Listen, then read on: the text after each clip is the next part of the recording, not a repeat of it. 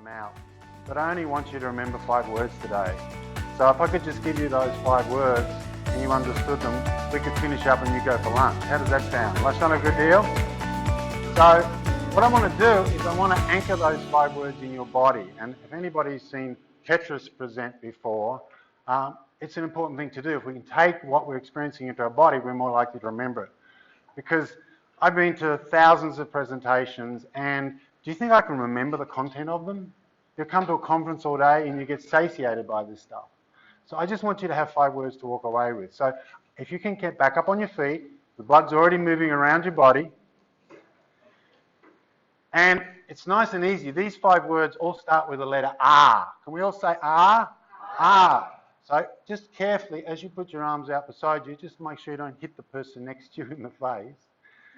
And feel like a bird flying off, all right? And the first R I want you to remember is reach. Can everybody say reach after me? 1, 2, 3, reach. Can you feel yourself reaching? All right. The second R is like this. Anybody had a lot of money they got recently from a client or from an insolvency, consultancy job, something like that? It feels good to have money in your hand, doesn't it? So this word is richness.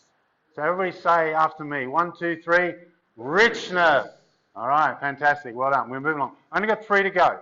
The next one is response. All right? You have to move. You have to pivot here. Response. So just move your hips a little. Get it going for yourself. Response. Response. Okay. 1, 2, 3. Response. Well done. What a great group. There's only 2 more to go. All right? This is part of your fitness program for this conference. All right. Arms out.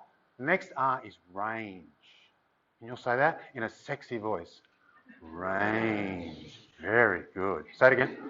Range. Lovely. Now, there's only 1 more R. The 5th R is called removal. And it has a little dark side to it. And it's about removal of people, pain, and processes from your business. So practice that. Removal of people, pain, and processes. Fantastic. So can we go from the top? What's the first one? Reach. Second one? Richness. Third one? Response. 4th one? Range. 5th one? Removal. Excellent. You can go to lunch. Well done. You're still here. What's going on? They told me I had to talk about technology today, and when I thought about technology, I've done a lot of work with technology companies, and I thought there's really an edge of practice when it comes to technology. And some of you in the room today might be leading edge technology practitioners. Who here likes to be on the leading edge or on the cutting edge of technology? Anybody in the room like that? Yeah, Tim's got his hand up. A number of you got your hands up. And then if we go back a step from that, we have people that like to use proven technology. And who are users of proven technology in the room? Oh, a lot more of you. Well, beyond proven and beyond leading is another technology step, and it's called bleeding edge technology. Anybody here using bleeding edge technology? 1. Oh, there's always 1 in the group. Now, tell me, Tim, could you tell us, how did you go in the internet bubble or the dot-bomb crisis? Did you lose any money in that time frame? No. Very good. Right? But if you've invested in a Microsoft watch or an Amazon Fire phone or a Facebook phone, then you would probably be a bleeding edge user, all right? So there's certain technologies that nobody's validated yet, but we want to have one, all right? And we can spend a lot of time and waste a lot of money with bleeding edge technology. So today we really want to be cutting edge, or we want to be using proven technology. But sadly, there are a number of people that have maybe been out and come back, and they've actually lost their edge. They're frozen. They're afraid they have lost their edge, and they don't embrace technology. And sometimes I'm in that space when I look at the range of options in front of me for investment. It's like there's thousands of apps I could choose to do this. It's like it's all too hard, or I get confused. Who gets confused when it comes to choices around what technology to adopt in your business sometimes? Most of you, all right? Now, what's wonderful about the IPO is we've got some technology solutions as part of the conference here. I'm going to talk about them in a minute to make it easier for you to make those decisions. So what I want to do today is I want to give you a little bit of a guide to how to think about technology and what you can do in your businesses and what you can do with your clients with that. As Petra said, didn't she do a wonderful introduction? Yes, I mean, I was in Melbourne a couple of weeks ago and she introduced me down there. She did another fantastic introduction. And I was just thinking to myself when I was flying back, you know, that's probably the second best introduction I've ever had, the one she gave me down in Melbourne. I had to introduce myself to a bunch of high school girls once and I laid it on a little thick. That was the best one that's ever been done. But, you know, I really should take this lady with me when I go around the world because, you know, she's just wonderful. It's a wonderful person to have in your life, introducing you to a group of people you've only just met. So I've given over 1,000 speeches in 12 countries on 4 continents. I'm jumping on a plane next week to go to France and to speak in the Netherlands. I'm coming back via Israel. And it's really exciting to work as a speaker because I get exposed to different cultures and different professions and different leaders. And there's a sharing of ideas. There are some global things and there's some global differences that I get to experiment. We can transfer ideas between cultures and it's very exciting. And I often do that in a coaching space. I've been working as a coach for 30 years. And I work with people in business and in life. And I offer 3, 6 and 12-month programs. And in my experiences working with business leaders and executives, they've been my teachers. I've done my training. But I've learned everything I'm sharing with you today is what I've learned from talking to people and understanding and assimilating and bringing things together. But they're not my ideas. They're ideas I've stolen from other people and brought together for you. So I am absolutely a thief. So I'm just sharing those goods with you today. And the third thing I do is I work as a strategic advisor. And what I've discovered traveling around the world, we saw an interesting statistic from Chris before. It was like a certain percentage of businesses failed within 3 years, but 96% of businesses fail within 10 years. Who finds that statistic surprising? A few of you, yeah. A few of you don't. A few of us like, no, that makes sense. Depends on what sort of practice you've got. The fact that you're in their lives probably helps. But there are some people that start up a business and they don't have an accountant and they don't have a lawyer and they don't do this sort of planning. But that's the global statistic. So they don't think enough ahead. And I get involved in that over a strategic planning process. And I'm grateful to accountants. From time to time, accountants refer their clients on to me to work with them in this space so we improve their balance sheet and their profit and loss statements and get them to the next level of growth, which I'll talk about in a moment. What I want to do today is I want to cover 4 things because you're still in the room, you've got your 5 hours. I want to talk a little bit about forward planning. I want to talk about technological arrogance. I want to talk about digital wings, which are the 5 hours we've just done. I want to talk about stages of business growth. All right, and the first one, future planning. I've got 3 questions for you.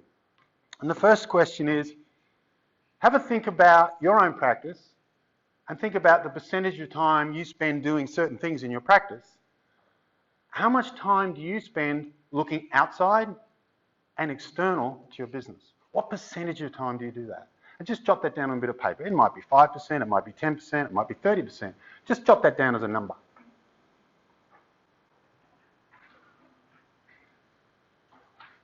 And the second question I've got for you this morning is, of that time you spend looking outward and external, what percentage of that time do you spend considering 5 or more years ahead? So your external thinking time, what percentage of that time do you spend thinking longer term, 5, 10, 15 years ahead? So what's that percentage? And then you think of the subset of those two, of the time you spend looking outward and externally and 5 years into the future, how active are you? Are you building shared, tested perspectives of the future 5 years from now? And what percentage, if you are, it might be 0 if you're not doing any, or if you are, what percentage of your outward thinking, forward thinking time do you spend working with the people in your firm, in your industry, in your association, telling stories about the future? What really impressed me yesterday was Andrew was up here and he was talking about the future. He was doing a lot of that work for us, all right? And that's great. If you've got a CEO in your organisation, he's your CEO. He's out there doing that for you, all right? So jot that down as a percentage. And based on my research, different groups of people do this with different levels of success.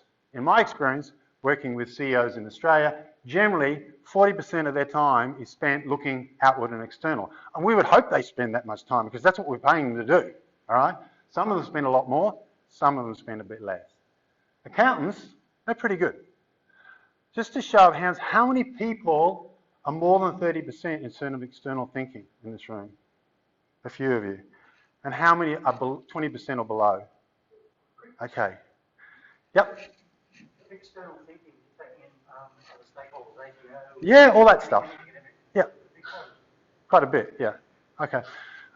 I suspected this number might be a bit lower. This is based often on CPA data, not so much on a group like yourselves, which tend to be more small business focused. But the number is around 20 to 30%. All right. Lawyers, unfortunately, about 13%.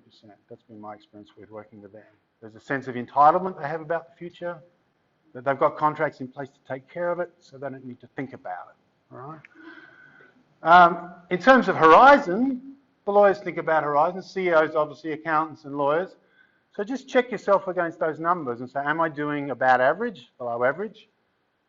And the third question was shared tested perspectives of the future. Are you actively telling stories with each other about what the future looks like in your firm, in your practice? And what we can do is a little bit of math. We take the product of these three scores.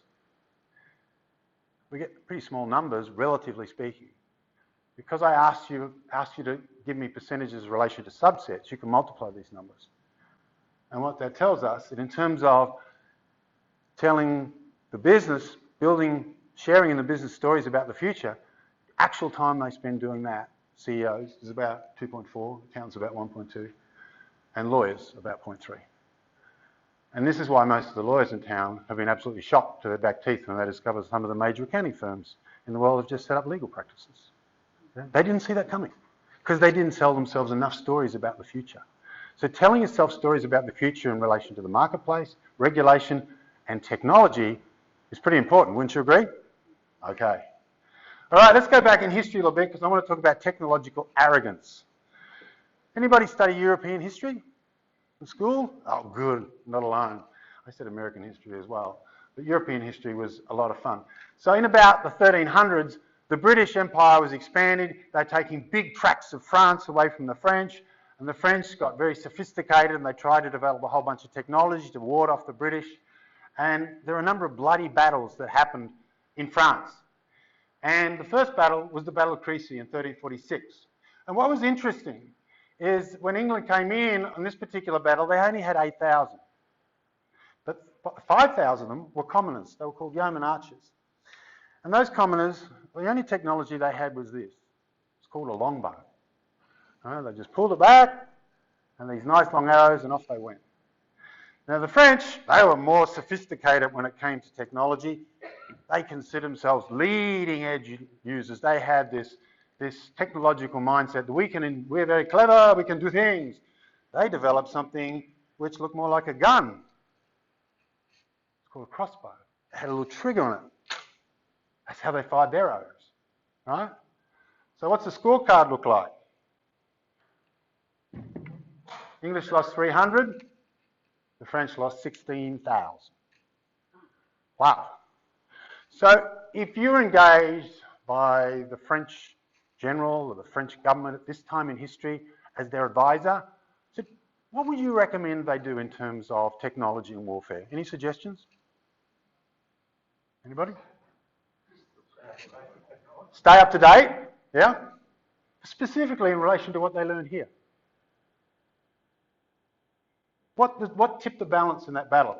You can see the French in that illustration, that ironclad aristocrats with the colours of their house on their armour. They had some chainmail on the horses. The British over the hill, they don't have any armour. Arrogance, yes, but they had so much technology it was limiting them. Yep, go on. It took time to overcome. So which was the superior technology? The longbow. So it was not rocket science if the French had said, you know what? They beat us with this thing. In fact, we know what the arrow's like because we've got enough of them in our backside when we left. We could reverse engineer a few of these things. Do you think they did that? No, we are French. We do it our way. What is this English longbow? No, we will remain true to our technology. We will continue to fight with the crossbow. So 69 years later, they were still using the crossbow. And this is the map of a battle that happened 69 years later in Agincourt. And I'll just magnify a little bit for you there. The English are in red and the French are in blue. If you look at the English, they've set up the archers on the perimeter with longbows, long-range longbows. And then the English there have got archers at the front and then cavalrymen walking forward. And the French had, in the little A's, they had their foot soldiers. They only had their archers. The C are the crossbowmen, and then A are more foot soldiers, and then B are the mounted cavalrymen. All right, so the French, again, if you look at the areas on that map, and the wider the area indicates the more number of men. So the English were outnumbered, but they had a very different strategic framework. They were using old technology, but was the technology proven? Absolutely. The French were using their favourite technology, but it may not have been the best technology. Let's find out what happened. The English had 2,000 in that battle. The French had 10,000. Now, the French had done a little bit. They'd hardened the iron plate a little bit, hoping their longbows wouldn't go through it. They'd put some visors on their helmets to stop the arrows going through their helmets. And they put a little bit of chainmail on the horses. But out of those 2,000 Englishmen, they only lost 200 in that battle. The French lost 7,000 because they continued to persevere with modern technology, which was not proven the way the longbow was. Now, in Crecy, it was Henry III. And when there were survivors in the previous battle, he just let them run back to the villages and go, the British were terrible, we're never going to fight them again, don't fight them, right? They often left the survivors of battle to tell the horrible tales to the villages and hamlets so that the French would never rise up against them again. That was Henry III. Henry V, he was a different fellow. He said, just kill the survivors. So they lost 7,000 in the battle and the rest were just slaughtered on the field. Right? And this is what can happen if you get caught with the wrong technology.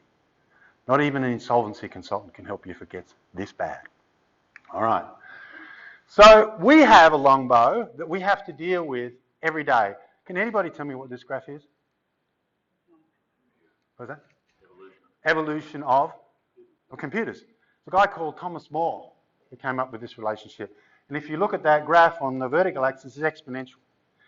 Moore's law says that technology will double in performance or halve in price every 18 months. So that's what we're seeing with this graph here. Who remembers the Apple II or the IBM PC? You couldn't run one function on your app on those things today. And we went through the compact revolution, the Pentium 1, 2, 3, 4, 5, 6. Now we're on i7 quad cores. At the moment, we've got enough technology in our hand to replicate a mouse's brain. But by 2025, we're going to have enough computing power in our hand to mimic what happens in a human being. That's only 6 years away. So things are moving really quickly in the technology space. 30 years ago, you would never have seen an image like this. But this is the electronic babysitter. This is the one that puts our kids to sleep at night. Yeah. I used to read my kids stories when they were little. But people say, you've got 15 minutes on the iPad and it lights out. It's a different world now. Right? So it's making us lazy and it's making us more like computers every day. Anybody seen this lady? Sophia. She's our first digital citizen. Very gender appropriate. I wouldn't have sex with her yet. She's not that evolved. But in 30 years, who knows what we've done to her, all right? So the singularity is where a machine will be able to replicate everything that we can do. And that's 30 years away.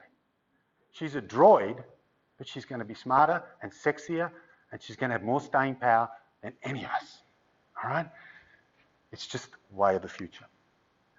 All right, so how do we assimilate all of that in terms of business? And that's why I came up with the 5 R's. How do we navigate this amazing technology space really? We know the 5 R's. Everybody remember them? Okay, we need to check in. I want to just go through them in turn. The first one is reach. And the nice thing about reach is it allows us to get in contact with more people, more customers, more suppliers, more people. We're more networked than we've ever been. And if you go into a Snap Fitness gym, anybody go to Snap Fitness? Okay, Snap Fitness have an app on their phone and it knows which gym you're in and what equipment's available for you, and then it will give you a program that matches that gym. All right? All of these different bits of technology allows you to reach people in new ways. We used to use phone and meetings and mobile, but there's all these other ways to connect now. So I'll talk about where we use reach in a minute. The second one was richness. And anybody use MailChimp in their business? All right. So that gives us rich information about what people are doing with their messages. Anybody use Google Analytics? Few of you, good, right? Social media analytics, you can get that information from social media platforms. Customer relationship management apps, real-time reporting. Anybody been into a Bay Audio thing in a shopping centre and done the hearing test? Yeah, I went in there and I put these headphones on and I listened for 5 minutes and pressed a bunch of buttons. That's the map of my hearing. On the left-hand side, I'm a little bit deafer than the right-hand side, which is probably why I'm standing this way instead of that way, so I can hear what's happening in the room. But if I get too far into the red, they'll say, Mr. Hale, time for your hearing aid. Didn't cost me anything. Real-time reporting on what's happening in my head. So this is what rich data can do for us. Third one was response. So mobile point of sale, you're probably familiar with, digital alerts, advisors, chatbots, virtual advisors, auto call to base security. This little camera system's got a really smart camera behind it, system behind it. This is a big warehouse on the Gold Coast that sells hundreds of thousands of dollars worth of surfwear and casual wear. And they've got this thing sitting up by the door. If you take an SKU out of that store and it hasn't been logged off the system as being paid for, that device will know. It'll take a picture of you. It will call the security company around the block. They'll send a photograph of you, a description of the item that you've walked out with, and they will apprehend you. They won't even need to call the police. They probably will, but that's what that does. Anybody heard about Amazon Go? Anybody been to California or Washington State recently, seen the Amazon Go store over there? Yeah, how was it? I didn't go in, but yeah, because I wasn't interested in going in, but people seem to be fine with it. Yeah. Just looking in and out, Yeah. something, it was something new at the time. Yes. Yeah. It isn't here yet, but it's coming. So this is what it looks like. 4 years ago, we started to wonder, what would shopping look like if you could walk into a store, grab what you want, and just go? What if we could weave the most advanced machine learning, computer vision, and AI into the very fabric of a store so you never have to wait in line?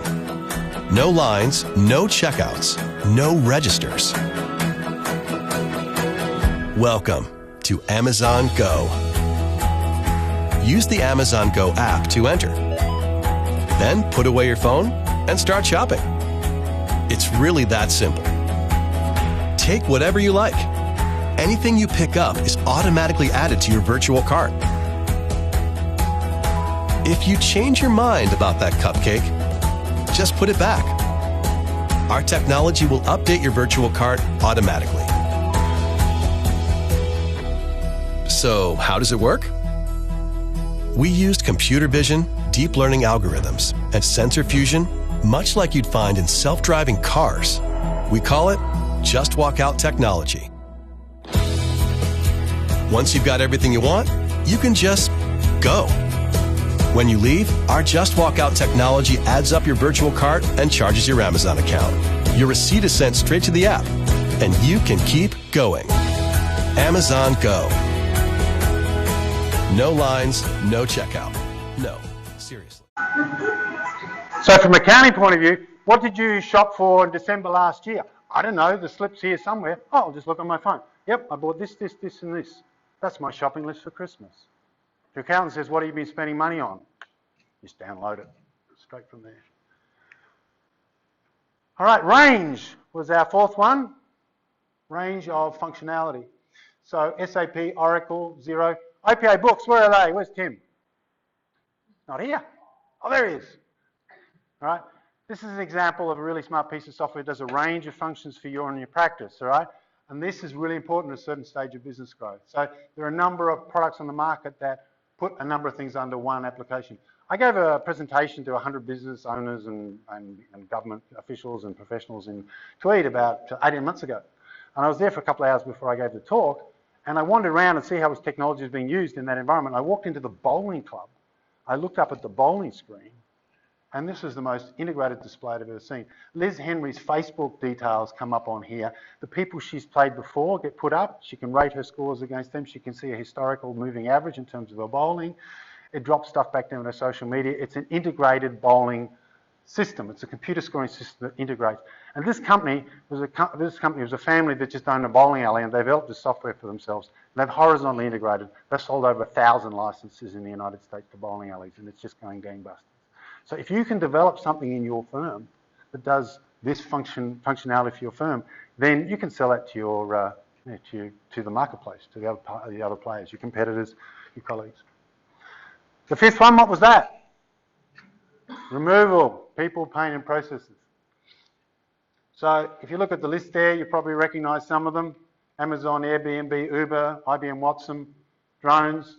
If you go to the airport these days, you don't have to talk to a human being. You just drop your bag in and the computer weighs it and off it goes. It's all cognition. Lots of cognition happening. In the financial space, who's heard of Cabbage and WeBank?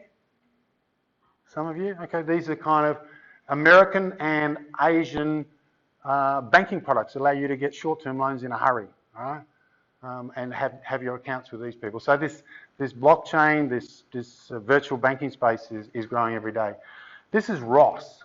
Anybody heard of Ross in the legal space? I know you have. Yeah. Helps lawyers answer complex legal questions with our proprietary legal cognition framework.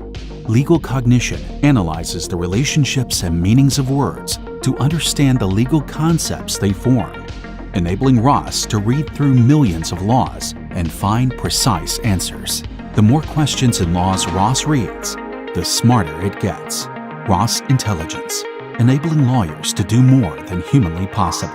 Enabling lawyers to do more than humanly possible to the point where you can replace the lawyers with one of these. This is what lawyers are shaking in their boots about. This is why people are saying, don't tell your child to go and do law. Although I was offered a perspective a couple of weeks ago with the fallout of the Banking Royal Commission and all the regulation and all that, they're going to be busy for a while handling all these sort of small claims. But in the big picture, a system like this will eventually learn what our regulation and exceptions are and precedents are, and we can just hand it over to the computer. And it'll say, you've got a 77% chance of winning this case. We suggest you invest X amount of money on it based on the likelihood, and it'll give you expert advice on whether you should proceed or not proceed. Fantastic counsel coming from a computer very soon to a law firm in Brisbane near you. All right, now I want to move on to this last stage of my presentation, which is business growth stages. When I first started looking at business growth 20 or 30 years ago, I thought there were 5 stages. But over the last 20 or 30 years, I added another stage to it based on my experience working with organisations. So the first stage of business, and you might have businesses as clients like this, you might be a business like this yourself. How many people here are like just solo accountants, just run your business, it's just you? So a number of you, okay? So from a business growth point of view, we call you're in existence to start with when you start out. And you need to get clients and you need to deliver a service. And then once you grow a little bit further, we call that survival. And survival is the point where you are just starting to make a profit. You've broken even in terms of your opportunity costs for your training to be an accountant, your professional fees, your insurance, all of the costs you have for running a practice. You're starting to cover those. And you might actually be able to hire an assistant so that you can get some of these other things done. It's about cash flow and early positioning. At the third stage of business growth, we call that success. That's when you're making decent, consistent profits. And at that point in the game, often small businesses say, all right, I've been building this business for 6 years, 7 years, 8 years. I just want out. I need a holiday. So it is possible at this stage to sell that business, right, at success. But if we choose to bite the bullet and push through, then we move into the next stage, which is takeoff. When we go into takeoff, the key success factors are different again. We need operational excellence. We need a good team behind us. Then we move into maturity. And our business is quite big at that point, and we need control systems, we need to be thinking about sale and merger, we can also sell a business. And the last stage I call reinvention. At reinvention, we need to die and fly. Part of our business has to die so a new part of our business can fly. So we need to self-cannibalise, we need to create new value curves. So if we think about our 5 R's, our digital wings at each stage of business growth, we can start to relate them. So key success factors, if you remember from a moment ago, it's about getting clients. So we need to be able to work in our business, we need to link our business goals with our personal goals, and we need access to business resources. At the second stage of growth, it's about making the right growth decisions. Cash flow is really important still. The owner's ability to do is really critical to the business in this early stage. Likewise, it is in the third stage. At this stage, we now start to need to be a bit more strategic, right? our business model that we've had to date isn't going to be quite right. We need to position ourselves now. We can't be all things to all people. We have to specialise. And then when we get to takeoff, it's not about us doing it anymore. It's about us delegating. So we need quality people. We need strategic and operational plans. Once we get to maturity, we have to have good systems and control, good accountants on board advising us, making sure we don't become insolvent. And we need to be innovative. And then when we get to reinvention, we need to learn fast. We need to innovate. We need to eliminate unprofitable activity. I'm sure you get involved in that process with your clients. If we go along the bottom line there, reach is really important in those first two stages of business growth because your clients and yourselves, you're out there trying to get clients. So reach, if you've got technologies that allow you to reach more and more people, more and more markets, then that's helpful to you. And the same thing for survival. At success, we're starting to want to think strategically about where we're going to be headed. So richness then becomes important. We need systems that give us better information to make better decisions. Once we get to takeoff, the business is starting to get a bit more cumbersome, and to perform against smaller players, other players, bigger players, we have to be quicker. We have to be able to respond. So this third R becomes important. Then when we get to maturity, we have to add another one, which is range. Now there's a wonderful, mature company in this organisation, in this world, in Australia, that although they're mature, by the definition over here, they're still in survival. And that's Telstra Corporation. Because Telstra does not have a system where you can push a button and look up customer details. When I do business with Telstra, they have to look my details up on disparate systems for different accounts and technologies, right? So this is where they lose out in terms of customer service. The fact that they're a legislated monopoly certainly helps them.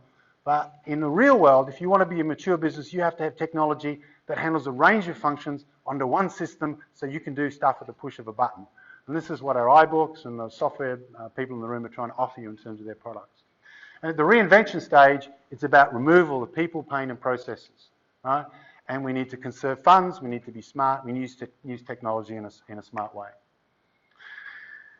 So a frequent question I get when I present this is, I'm in existence or survival, can I adopt these other technologies, like ones that make me faster or ones that allow me to reinvent myself and remove processes? And the answer is yes, you can. So I go down to the West End markets on a Sunday and I used to have to just take cash to the market, but now they've got mobile point of sale, right? Those businesses are in existence survival, but they still need response technologies or removal technologies. So you can bring these technologies forward. But you need to say, is there a need for it in the marketplace? Can you invest in this technology economically? And the third question is, does it align with our core competency? So the key lessons from today: build future perspectives, think beyond 5 years, talk to your colleagues, talk to your CEO, talk to the people in the industry, work out what that picture is going to look like for you. Don't be arrogant when it comes to technology. Don't be arrogant in the sense that, oh, I'm just going to leave the things the way they are because I don't want to understand this. And don't be arrogant that you can go out there and throw a lot of money at technology, all right? So you want to take a balanced approach. And you can grow digital wings if you remember what they are. So, who remembers all 5 of them? Put your hand up if you remember all 5 of them. Anybody? You remember them? Could you come up and demonstrate for us? Oh, you want me to say it? No, why don't you come up and demonstrate? You say it. Come on, what's your name? I'm not coming up here. All right, what's the first one? Reach. Everybody say? Reach. What's the second one? Richness. What's the third one? Response. What's the fourth one? Range. Then removal. People, pain and processes. And this one, there are a lot of technologies out there for this. I've only got a couple of minutes, 5 more minutes? Okay, I want to leave a little bit of time for questions. If you want to copy any of these slides, that's my Twitter handle, John Hale Speaker. Just connect with me on there. You can download the slides. I want to say thank you to all of you for hanging in here for this session. I know Liz wouldn't have let you out of the room anyway because it's all about CPD points. I want a big shout out to Shutterstock. They give me their images for free for my presentations. There are 5 digital wings. If you think about technology in relation to those categories, I'm hoping it'll give you a better map for how you're going to plan your future and the future of clients in relation to technology. I wish you luck with it. Thank you very much.